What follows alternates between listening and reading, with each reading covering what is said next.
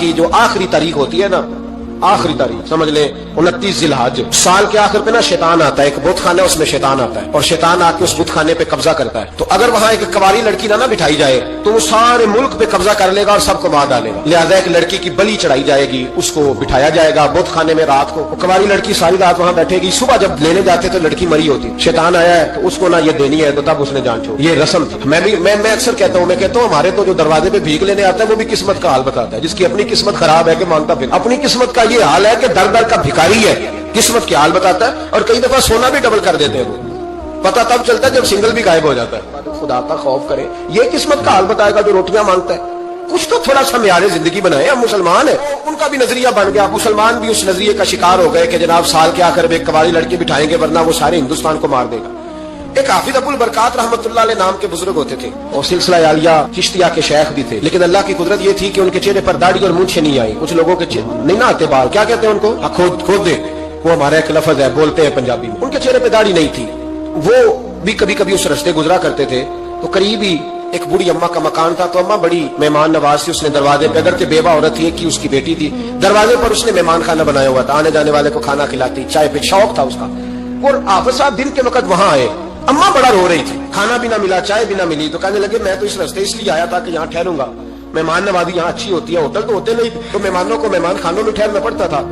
तो अम्मा किधर है? तो कहा अम्मा बड़ी परेशान है। हाफिज जी ने कोशिश की, एक आदमी थे कि अम्मा से मुलाकात हो जाए। हाफिज जी का कमाल ये था कि हाफिज इतने पक्के थे कि एक जगह बैठकर कुरान पाक शुरू करते थे और वही सारा खत्म भी कर दिया करते, इतनी पक्की मंजिल के हाफिज थे। तो हाफिज अबुल बरकात साहब वहां बैठे, वो अम्मा कोई बुजुर्ग थे हाफिज साहब, अम्मा से किसी तरीके मुलाकात की तो अम्मा मिलते ही रोने लगी, चीखे मार के। अम्मा क्या हुआ? कहने लगे हाफिज जी एक ही बेटी है, खामद फौत हो गया तो मैंने निकाह नहीं किया, एक बेटी के नाम सारी जिंदगी कर दी। यहाँ ना अब बुत खाने में मेरी बेटी को बिठाया जाएगा। मुसलमानों के भी, कुछ मुसलमानों के भी हमारे गांव के नजरियात कमजोर हो गए, यहाँ बच्ची को बिठाया जाएगा और सवेरे वो मर जाएगी मेरी बेटी। कुरानदाजी हुई है तो मेरी बेटी का नाम निकला है, अब बेटी को जाना ही पड़ेगा। ये हमारे इन कुछ इलाकों का तरीका है। हाफिज जी कहने लगे अम्मा तो इस तरह कर, मैं लोगों को समझाता हूँ कि ये गलत है, शरीयत इसको पसंद नहीं करती, तो मेरे साथ। उन्होंने कहा ये लोग नहीं मानेंगे, बहुत सारे हिंदू भी हैं, बहुत सारे मुस्लिम भी हैं, तो गठबंध हो गए नजरियात, ये थोड़ी मानेंगे। हाफिज जी कहने लगे अम्मा फिर एक और हाल भी है, मेरे चेहरे पे कौन सा दाढ़ी है, तो बीबियों वाले कपड़े मुझे दे। आज मैं बैठता हूँ वहां, देखता हूँ कौन सा शैतान आता है। अकीदा मजबूत हो ना, इकबाल क्या कहते हैं, कहते हैं इरादे जिनके पुख्ता हो, नजर जिनकी खुदा पर हो, तला तुम खेज मौजों से वो घबराया नहीं करते। कहा मुझे दो कपड़े बीबियों वाले, मैं बैठता हूँ। अम्मा कहने लगी वो शैतान वाकई आता है, आज तक जितनी बच्चियां गई हैं सवेरे मुर्दा मिली है। बड़ी समझने वाली बात है, गौर करना, जितनी गई है सारी मुर्दा आई है। तो हाफिज जी आपको जब वो शैतान रात को देखेगा ना, आप आए हैं तो आपके तो वो ज्यादा टुकड़े करेगा कि इसने धोखा किया, मर्द होके औरतों की जगह पे आया। आप ना गए, हाफिज जी कहने लगे टुकड़े मेरे होने हैं, आप फिक्र न करें। दरिया किनारे बहुत खाना था, हाफिज जी औरतों वाला लिबास पहन के वहां बैठ गए। हाफिज साहब कहते हैं 3 दफा मैंने रात को बाहर निकल के दरिया पे वुजू भी किया, सारी रात मैंने कुरान पाक पढ़ा, और जब फजर का वक्त हुआ तो बाहर निकल के मैंने अजान पढ़ी, लोग आए तो मैंने जमात कराई। और फरमाते हिंदू मुसलमानों सबको बुला के मैंने कहा कि अगर आज के बाद शैतान ना आए तो हिंदू कलमा पढ़ते हो सारे? उन्होंने कहा जी पढ़ते हैं। फरमाया लो फिर मैं बिल्कुल सही सलामत आ गया, कोई शैतान नहीं आया। कहते हैं सब ठीक हो गया। अब लोग कहने लगे अब जी बात तो आपकी ठीक है, पर वो बीबी कैसे मर जाती? जिसको हम रात को बिठाते थे सवेरे मुर्दा मिलती थी तो उसको कौन मारता था अगर शैतान नहीं आता? अब जी समझाने लगे कि शैतान वसवसा देता है पर जिंदगी मौत उसके हाथ में, वसवसा देता है, जितनी उसको गुंजाइश है वो करता है। कहा फिर वो बीबी कैसे मरती थी? तो हाफिज जी ने एक बहुत बड़ी बात समझाई। कहने लगे असल बात यह, जिस आदमी को पता हो ना मैंने सवेरे मर जा रहा है, वो डर से मर जाता है। इसको पता हो ना कि मैं यहाँ मरने आया हूँ तो वो डर से ही। फरमाने लगे उसका अकीदा कमजोर हो जाता था, वो नफ्सियाती तौर पर समझती थी कि मैंने मरना ही मरना है, तो खौफ होता था, कोई करीब नहीं आता था, दरिया और जंगल दाएं बाएं, तो सुबह तक उस औरत का दिल बंद हो जाता था, तो वो खौफ से ही उसे कोई शैतान नहीं मारता। अल्लाह की इबादत करें, इबादत से बरकत आती है। हजरत अबू इदरीस खौलानी रहमतुल्लाह अलैह हजरत मुआज बिन जबल के शागिर्द थे, ताबी थे, ताबी बुजुर्ग थे। फरमाते हैं कि मैं जब से हजरत मुआज बिन जबल की सोबत में बैठा ना तो बुरे कारोबारों से मेरी तरबियत तो चाट हो गई। कई कारोबार में देखता तो झूठ बोलना पड़ता, उसमें बड़ा कुछ करना पड़ता, तो मुझे डर आता। आप फरमाते हैं मैंने ना बड़ी कोशिश की पर मेरी मर्जी का काम मुझे, सूफी काहिल नहीं होते, फरमाते हैं मेरे अंदर ताकत थी कि मैं हलाल कमा के बच्चों को खिलाऊं पर मेरी मर्जी का काम नहीं मिलता था, हद हो गई। और जब इंसान नेकी की तरफ आता है तो कुछ न कुछ आजमाइशें जरूर आती हैं, ये पक्की बात है, पक्की बात। जब वो गलत मलत कर रहा होता है तो उसको लगता है सारा कुछ सही है, जब सीधा होता है तो बहुत सारी परेशानियां भी जरूर आती हैं, ये मिजाज है दीन का। आप फरमाते हैं میں پریشان رہنے لگا, حالات خراب ہونے لگے, آزمائش سخت ہونے لگی, کاروبار بند ہو گیا, کام ہی کوئی نہیں ملتا تھا, میری بیوی ناراض رہنے لگی.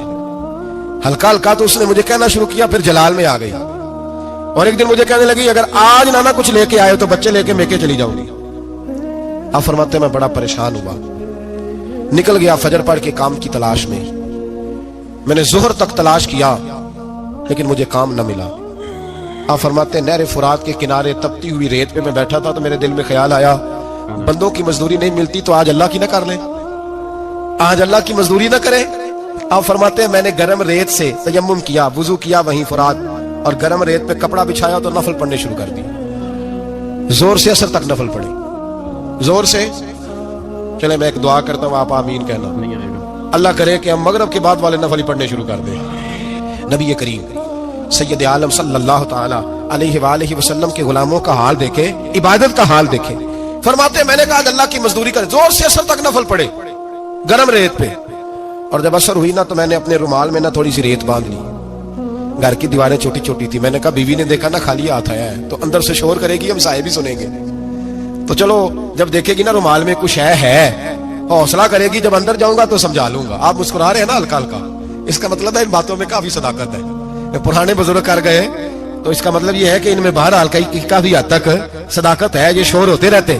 کہتے میں نے وہ کہا کہ چلو دور سے دیکھے گی تو گھر جا کے سمجھا لوں گا. آپ فرماتے پہلے میری بیوی دروازے پہ بیٹھی رہتی تھی, بچے بیٹھے رہتے تھے, منتظر ہوتے تھے کہ کچھ لے کے آئے, گھر میں فاقہ ہوتا. آج میں گیا تو شور ہی کوئی نہیں, کوئی شے نظر نہ آئی. وہ ریت سے بھرا ہوا میرا پلو میں نے دروازے کے ساتھ رکھا, اندر چلا گیا.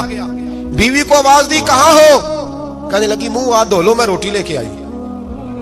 ہاتھ دھو گئی, روٹی کدھر سے آئی, اس گھر میں تو فاقے تھے, کھانا کدھر سے آیا. کہتے روٹی لائی, سلاد بھی لائی, دودھ بھی لائی, اس زمانے میں جو نعمتیں تھی پھل بھی لائی, سارا آ گیا.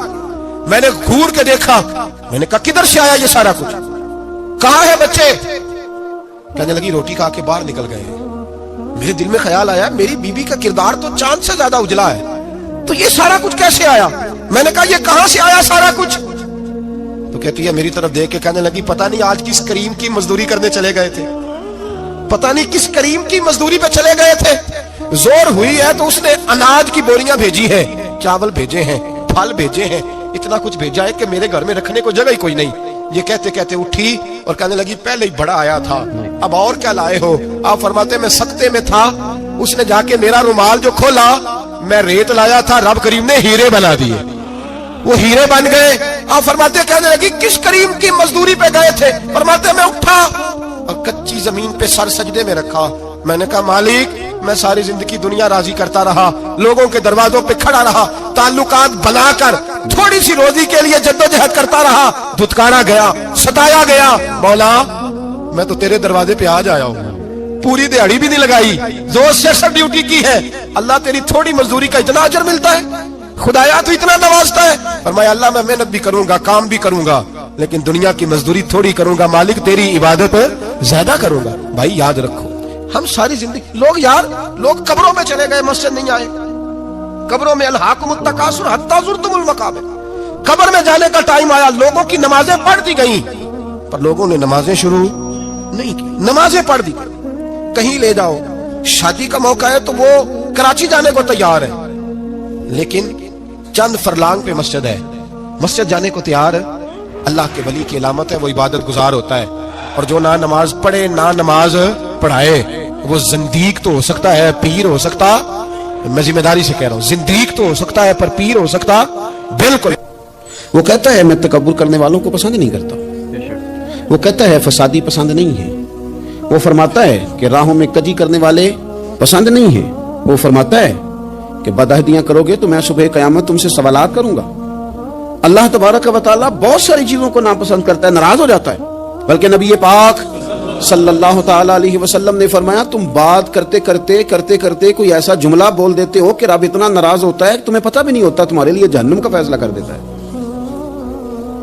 اس لیے پہلے تولو پھر بولو, خود اپنے لفظوں کی تو تم پہرے داری کرو نا کہ میں کیا کہہ رہا ہوں. کوئی ایسا جملہ, کوئی ایسی بات, وارث شاہ مان کری نہ وارثہ نہ, کوئی ایسی بات نہ تمہاری زبان سے نکلے. اور حضور یہ بھی فرماتے ہیں کہ اس کا دوسرا پہلو بھی ہے. بعض اوقات تم بات کرتے کرتے ایسا جملہ کہتے ہو وہ اتنا راضی ہوتا ہے کہ تمہارے لیے جنت کا فیصلہ فرما دیتا ہے. مسلمان کو اب یہ حکم ہے، اس ساری گفتگو کا نتیجہ یہ ہے کہ وہ اپنے جذبات پر، خیالات پر، نگاہوں پر، زبان پر، کانوں پر تھوڑی توجہ دے، بے لگام نہ بنے، بے ترتیب نہ بنے، جو طبیعت میں آئے کر نہ گزرے، تھوڑا سا نہ سوچے سمجھے اور تھوڑا سنبھل کے چلے. کبھی ان کاموں کی طرف نہ جائے جن سے رب ناراض ہو جاتا ہے، ان کاموں کی طرف بڑھے جن سے اللہ راضی ہوتا ہے. میرے نبی پاک صلی اللہ تعالی علیہ وآلہ وسلم نے ارشاد فرمایا، بعض احادیث میں لفظ یہ ہیں کہ اللہ اپنے بندوں کو دیکھ کے مسکراتا ہے جو اس کی شان کے لائق ہے. جس ترتیب سے ہم مسکراتے ہیں، جس ترتیب سے ہم روتے ہیں، جس ترتیب سے ہم کسی بات کا اظہار تشکر کرتے ہیں، خدا ان باتوں سے پاک ہے. اب بہت ساری حدیثوں میں آیا کہ وہ مسکراتا ہے، تو کیا مطلب ہے مسکرانے کا؟ تو علماء تفسیر نے لکھا ہے مسکرانے کا مطلب یہ ہے کہ وہ بڑا ہی راضی ہوتا ہے اپنے بندے سے، بڑا راضی ہوتا ہے. یہ مطلب ایک تو مسکرانے کا مطلب یہ کہ وہ بڑا راضی ہو گیا، بڑا راضی ہو گیا، وہ مسکرا دیا اپنے بندے پہ. اور ایک اس کا معنی خود نبی پاک صلی اللہ تعالی علیہ وسلم نے بیان فرمایا. مسند امام احمد بن حنبل میں حدیث ہے، حضور سید عالم علیہ السلام سے صحابہ نے پوچھا، یا رسول اللہ شہید تو بڑے لوگ ہوتے ہیں، شہیدوں میں افضل کون ہے؟ تو اللہ کے حبیب علیہ الصلوۃ والسلام فرمانے لگے، وہ والا بندہ جو ڈٹ گیا تھا کافروں کے مقابلے میں، وہ ہلا نہیں، پوری طرح ڈٹ کے جو لڑا وہ شہداء میں افضل ہے. حضور فرماتے ہیں وہ جنت کے بالا خانوں میں سیر کرے گا اور رب اسے دیکھ کے مسکرائے گا، رب اسے دیکھ کے مسکرائے گا. اللہ تعالیٰ مسکراتا ہے اسے دیکھ کے. اور اگلے جملے میں حضور نے وضاحت کر دی، فرمایا جب رب دنیا میں کسی پر مسکراتا ہے نا تو اس کا معنی یہ ہے کہ قیامت میں پھر اللہ اسے حساب کوئی نہیں لے گا. جس پر اللہ دنیا میں مسکرا دیا اس سے کوئی حساب، تو وہ کام ڈھونڈنے چاہیے نا جس سے اللہ مسکرائے. ویسے کبھی ہم ایسا کرتے ہیں کہ نہیں کہ کسی کو راضی کیا جائے؟ یہ کام ہم کرتے ہیں کہ ہماری کمپنی کا جو سربراہ ہے وہ ہم سے راضی رہے، جس ادارے میں ہم پڑھاتے ہیں اس ادارے کا بڑا ہم سے راضی رہے. یہ کرتے ہیں ہم، اس کے لیے کچھ نہ کچھ ہیلے بہانے ہم کرتے ہیں. برادری، قبیلہ، علاقہ، بستی، لوگ کسی طریقے سے ہمارے ساتھ مطمئن رہیں، کرتے ہیں نا یہ سارے کام. اس میں تھوڑی مشکل بھی ہمیں آتی ہے لیکن کرتے ہیں. کیا کریں، گھر میں بھی کئی دفعہ ایسا ماحول بنانا پڑتا ہے. چلیں ایک اور میٹھی مثال دیتے ہیں، زیادہ سمجھ میں آئے گی. چھوٹا بچہ خوش رہے، آپ اس کے لیے محنت نہیں کرتے، وہ چھوٹا ہے اس کو خوش کرنا فرض ہے ابا پہ، لیکن وہ کہتا ہے کہ میں نے موٹر سائیکل لینا ہے. چھوٹا ہے چلا ہی نہیں پائے گا، تو ابا پھر اسے راضی کرتا ہے، کہتا ہے بیٹے چھوٹا سائیکل لے لے، چل میں تجھے اڑانے والا جہاز لے دیتا ہوں. مقصود کیا ہے کہ اس کو ناراض نہیں کرنا، یہ روئے نہ، اس کا دل نہ ٹوٹے. ہو یارو سنو نا میں کیا کہہ رہا ہوں، اگر چھوٹے بچے کے لیے وہ چیزیں ڈھونڈتے ہو، میرے ابا جی نا اپنے نواسے کے لیے کھلونا لے کے آئے تو بچہ بڑا ہی کھیلا تو ابا جی کہنے لگے لو پیسے پورے ہو گئے میرے. بچے کو پسند بڑا ہے نا، پیسے پورے کر چھڑے نے، دیکھو نا جی کتنا اس کو راضی ہوا ہے. تو انسان کیا کرتا ہے کہ کوشش کرتا ہے چھوٹا بچہ بھی ناراض نہ ہو، تو وہ چیزیں وہ ڈھونڈتا ہے کہ اس کو کیا پسند ہے، چاکلیٹ لے جاؤں، فلاں چیز لے جاؤں، آئس کریم لے جاؤں. تو ایک بچے کے لیے، گھر کے لیے، سربراہ کے لیے اتنی محنت کرتے ہو، تو وہ کام بھی ہمیں ڈھونڈ کے تلاش کرنے چاہیے نا جس سے رب راضی ہوتا ہے، اللہ راضی ہوتا ہے. بتاؤں وہ کون کون سے کام ہیں؟ نبی کریم صلی اللہ تعالی علیہ وسلم نے ارشاد فرمایا 3 لوگ ہیں جنہیں دیکھ کے رب مسکراتا ہے. یا رسول اللہ صلی اللہ علیہ وسلم وہ کون کون سے؟ تو محبوب فرمانے لگے ایک وہ بندہ ساری مخلوق سوئی ہے، آدھی رات ہے، رات کا پچھلا پہر ہے، اس نے اٹھ کے وضو کر لیا، مصلی پہ کھڑا ہو گیا خدا کی یاد میں. فرمایا اسے دیکھ کے رب مسکراتا ہے جو اس کی شان کے لائق ہے. مسکراتا ہے اللہ. یہ تو سونے کا ٹائم تھا، یہ تو گہری نیند آنے کا وقت تھا، رات کا پچھلا پہر. رات پوے تے بے درداں نو نیند پیاری آوے، تے درد منداں نو یاد سجن دی ستیاں بھی آن جگاوے. اور ساون کی کالی راتوں میں جب بوندا باندی ہوتی ہے، وہ راتوں کو اٹھ روتے ہیں جب خلقت ساری سوتی ہے. اللہ مسکراتا ہے. اور سننا میرے بھائی، میرے نبی پاک صلی اللہ تعالی علیہ وسلم فرماتے ہیں جب مسلمان نماز کے لیے صفیں بناتے ہیں نا، ترتیب لگ رہی ہوتی ہے، اب اللہ کی بارگاہ میں کھڑے ہوں گے، قیام کریں گے، رکوع کریں گے، سجود کریں گے. فرمایا جب مومن صفیں بناتے ہیں تو رب دیکھ کے مسکراتا ہے، مسکراتا ہے. کمال ہو گئے عروج بندگی کا، جب بندے کو دیکھ کے رب مسکرائے. خدا بندے سے خود پوچھے بتا تیری رضا کیا ہے، مسکراتا ہے. اور میرے نبی پاک علیہ السلام فرماتے ہیں جب مجاہد جہاد کے لیے صفیں سیدھی کرتے ہیں، آج تو یہ رب کے نام پہ مرنے ہی آ گئے، یہ صفوں میں کھڑے ہوں گے، ترتیب سے لڑیں گے، ترتیب سے گلا کاٹیں گے کافروں کا یا شہادت لیں گے. فرمایا جب جہاد کے لوگ صفے بناتے ہیں تو رب انہیں دیکھ کے مسکراتا ہے. کتنے نصیبوں والا وہ بندہ ہے جسے دیکھ کے مسکرا دیا. او یار کبھی تیرا بیٹا تیرے سامنے مسکرائے نا چھوٹا تو تیرا دل باغ باغ ہو جاتا ہے. تیری ماں بیمار کسی ایک دن صحیح طرح ہنس پڑے تو طبیعت خوش ہو جاتی.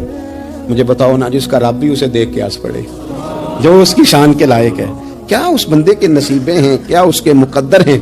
آپ اس مقام پر اپنے آپ کو لائیں. اب دیکھیں نا یہ حدیث ہم نے سن لی, اب ہم نے نا اس طرح صفحے نہیں بنانے جس طرح ساری دنیا, اب ذرا صفحے بھی شوق سے بنائیں گے. آپ ذرا تھوڑا سا شوق پیدا کریں گے, بھئی یہ تو میں وہ کام کرنے لگا ہوں جسے دیکھ کے رب مسکراتا ہے. نبی پاک صلی اللہ علیہ وسلم نے فرمایا جب کوئی بندہ توبہ کرتا ہے نا,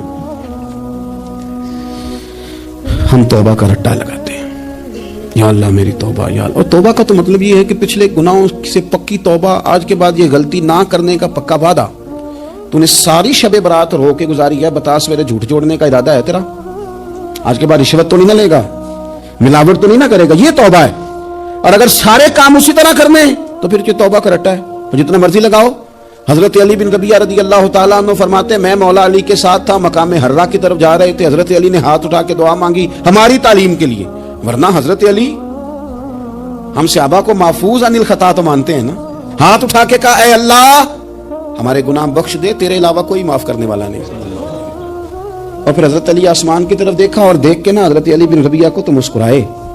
حضرت علی بن ربیعہ کہنے لگے حضور مسکرائے کیوں ہو؟ فرمانے لگے ایک دن میں حضور کے ساتھ اسی طرح آیا تھا, اسی طرح حضور نے دعا فرمائی تھی ہماری تعلیم کے لیے, اور پھر حضور مجھے دیکھ کے مسکرائے تھے اور فرمایا جب کوئی بندہ رب کی بارگاہ میں اس طرح استغفار کرتا ہے تو رب مسکراتا ہے, اور مسکرا کے فرماتا دیکھ لو میرے بندوں کو پتا ہے کہ میرے علاوہ معاف کرنے والا کوئی نہیں. انہیں پتا ہے, تم اس کی بارگاہ میں رجوع تو لاؤ, آؤ تو صحیح دو آنسو لے کر.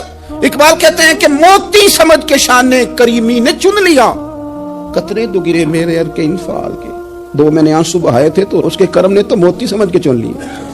سنو نا حضور اس استغفار کو, اللہ کو یار رات کو توبہ کر کے سونا چاہیے ہمیں. کچھ غلطیاں ہم کرنا نہیں چاہتے پر ہم سے ہو جاتی ہیں, کچھ دل ہم توڑنا نہیں چاہتے پر وہ ٹوٹ جاتے ہیں, ہماری مجبوری ہوتی ہے ٹوٹ جاتے ہیں. رات کو اس کی بارگاہ میں ہاتھ باندھ کے کشکول طلب دراز کر کے خوب استغفار پڑھنا چاہیے کہ مالک بندے ہیں نا کیا کریں, نفس کا ساتھ ہے, دنیا کا ساتھ ہے, خواہشات نفسانیہ, مالک معاف کر دے. درد سے توبہ, رسم نہ ہو, کہانی نہ ہو, لفظ نہ ہو, جملے نہ ہو, اور جناب ایسے لوگوں کے بیچ بڑے ہاتھ باندھ کے اور بڑا کوئی ضرورت نہیں. آپ اکیلے اپنی چارپائی پہ بستر کے اندر منہ دے کے بھی درد سے کہیں گے نا معاف کر دے تو وہ تو مہربانی بڑا ہے. میرے نبی پاک صلی اللہ علیہ وسلم مثال دیتے ہیں, فرمایا ایک آدمی صحرا میں جا رہا, صحابہ سے حضور خطاب کر رہے ہیں, فرمایا ایک آدمی صحرا میں جا رہا تھا, اس نے اپنی اونٹنی پہ کھانا پانی پیسے ہر چیز رکھی ہوئی تھی. صحرا تھا بہت بڑا, درمیان صحرا کے گیا تو تھوڑا سا سستانے کے لیے آرام کرنے کے لیے